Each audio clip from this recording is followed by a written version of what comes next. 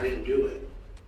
Help me understand this. What does he mean by he didn't do it? You just pled guilty to it. Because I'm being advised by my attorney. I just accepted your plea of guilty to this charge, Mr. Harris. I'm trying to pull teeth here about what happened. I'm sentencing you, and I don't have all the information. Was he in the car? I'm living paycheck to paycheck. Okay. I have 5 kids. No one's letting me talk. This case is going to a jury trial. I'm vacating the conviction. You want your trial? You got it, Mr. Harris. This defendant made one of the worst mistakes of his life. He waited until the very last minute to back out of a solid plea deal. Tell me in the comments, what would you have done if you were his attorney? This guy's lawyer worked tirelessly to craft a perfect deal, and yet this defendant couldn't keep his mouth shut for 5 minutes. Let's watch him completely blow it in stunning 4K. Against Mr. Harris is a charge of failure to stop after a non-public road accident. The offer that we have discussed here would be an amendment of the charge to the charge of failure to stop after an accident involving the property of others. The difference between this charge and the original charge is that this charge does not carry a mandatory license suspension. The damage to this vehicle, which was a 2001 Chevy Blazer, was the grand total for the repairs $6,874. The city is recommending probation, whatever fine the court deems appropriate. Mr. Heasley? Thank you, Your Honor. He very much wishes to resolve this matter, Your Honor, along the lines of the stated plea offer, although he is aware that this court does not have to follow such plea agreement. Normally, I don't allow pleas to, this late in the game. We've had, I think, 4, maybe 5 pretrials or status conferences. Because the level or degree has not changed, and essentially not much has changed in the way of the plea other than what was outlined by the counsel, I will allow this plea to go forward. Thank you. Mr. Harris, it's my understanding today you wish to plead guilty to an amended charge of failure to stop after an accident involving property of others, a first-degree misdemeanor, a violation of Section 335.14a of the Conneaut City Ordinances. Is that what you wish to do today? Yes.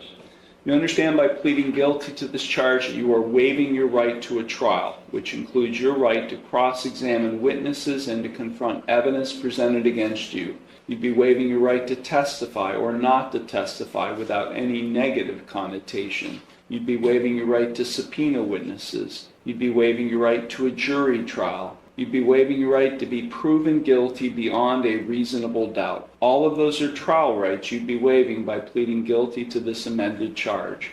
Is that what you wish to do? Yes. And are you thinking clearly and you understand everything that's happening? Yes. Okay, I'm going to provide to you, Mr. Heasley, a written waiver of your trial rights and right to a jury trial and acknowledgement of effective plea. If you find that document acceptable, you can sign and date it. Harris and myself have executed the waiver of trial rights and right to a jury trial and acknowledgement of effect of plea in this instant case, handing it to the bailiff. Thank you very much. The court does find that defendants, as I indicated, will allow the amendment to go forward. I do find the defendant's plea of guilty to the amended charge to be knowing, voluntary, and intelligent. The court will accept the guilty plea to the amended charge, and I will therefore find him guilty of the amended offense. We will now proceed to sentencing. Mr. Heasley, is there anything you or your client would like to say at this time before I impose sentence? Thank you, Your Honor. My client, as indicated earlier, does wish very much to resolve this matter, and that basically what influenced the decision not to go to trial, which of course belongs to the defendant rather than counsel. We're aware that there is restitution to be made in this matter, and hopefully that will not be a problem. And he's aware of the possible sanctions that come along with this offense. We would hope that the court not suspend his driving privileges if possible. Mr. Harris, is there anything you would like to say at this time before I impose sentence? I'm not sure I'm allowed to say so. I just want to hope that I keep my license. I don't know what I can say, so. Okay. That's all? Yeah. Okay. Okay. Back on December 21st, Ms. Kreider's vehicle was parked in front of her residence in the street. It was struck by another vehicle. Officers investigated the matter, determined that the vehicle belonged to Mr. Harris. And at that point in time, they found pieces of the vehicle that were there, including a piece of a Cadillac grill ornament. And they matched it to the front of Mr. Harris's vehicle, and it fit. The piece of the Cadillac grill ornament fit perfectly. So that's how it was determined that Mr. Harris's vehicle was involved in the accident. Thank you. Ms. Kreider, is there anything you would like to say at this time before I impose sentence? No? Okay. Thank you. So I think if there's a restitution component being included in, it seems, because this was not a citation that was issued, this was a complaint filed by the law director, so I can't tell from the paperwork filed with the court whether he had insurance or not, but I'm assuming since restitution is a component of the sentence that there was no insurance? I wasn't the one driving it, so Was there insurance on the vehicle? I don't know. I didn't do it, so I don't know. I didn't have the car in my possession. Help me understand this. What does he mean by he didn't do it? I'm sorry. We were prepared, Your Honor, although he does wish to resolve this matter, according to the offer which was just recently extended to us, with trial on this matter. But he has waived his rights to... I understand. Just tell me what happened. I understand. Just tell me what happened. I'd like to know what he's claiming happened. Another individual, Your Honor, was operating the vehicle at the time of the accident, not Mr. Harris. But he does wish to resolve the matter in lieu of trial. I just accepted your plea of guilty to this charge, Mr. Harris.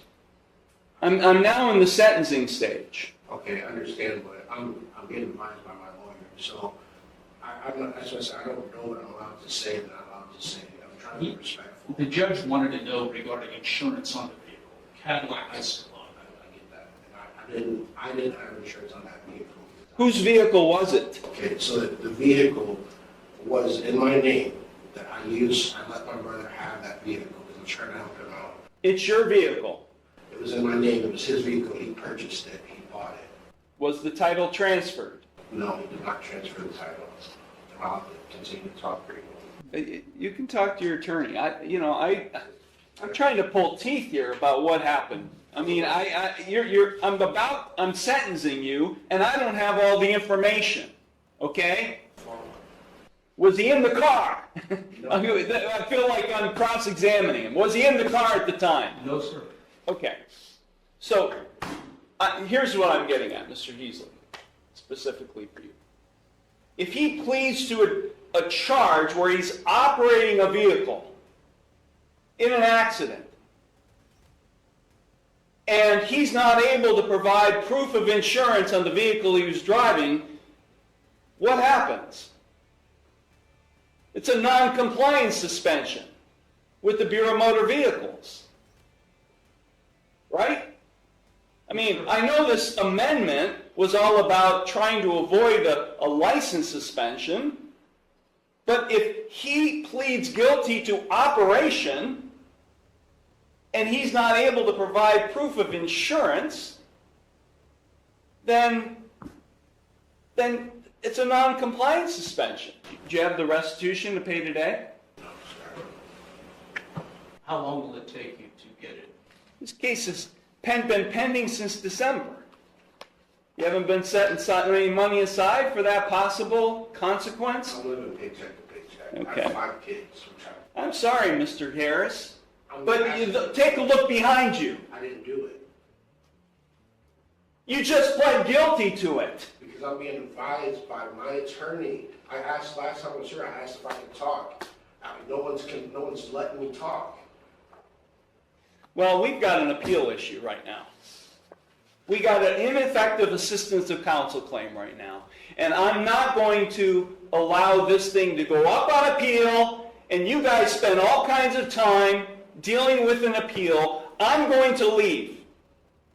and you guys are going to talk about this, and then we're going to resolve it, because I'm not sentencing right now. Because I'm not going to allow you to waste your time having to deal with an appeal on an ineffective assistance of counsel claim. This case is going to a jury trial. I'm vacating the conviction. This case is going to a jury trial on Thursday. You want your trial? You got it, Mr. Harris. This case is being vacated. I'm sorry, Ms. Kreider. This case is going forward to a jury trial. I'm vacating the conviction, and we are not proceeding the sentence. Unfortunately, the judge ended the Zoom live stream, but don't worry, I always track these cases for you.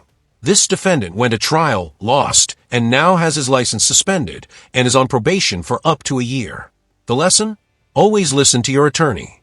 Drop a comment and let me know, was his lawyer sabotaging him, or was he just making terrible decisions? Thanks for watching, everyone.